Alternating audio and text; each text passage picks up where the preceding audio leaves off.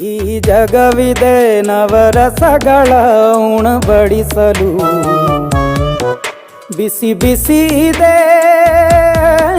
ಬಿಸಿ ಬಿಸಿ ಇದೆ ನಳಪಾಕ ದಿನ ದಿನ ನೂತನ.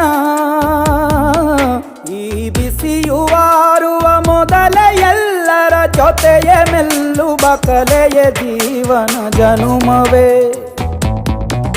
ಈ ಜನುಮವೇ ಆಹ ದೊರಕಿದೆ ರುಚಿ ಸವಿಯಲು. ಈ ಜನುಮವೇ ಆಹ ದೊರಕಿದೆ ರುಚಿ ಸವಿಯಲು. ಈ ಜಗವಿದೆ ನವರಸಗಳ ಉಣಬಡಿಸಲು.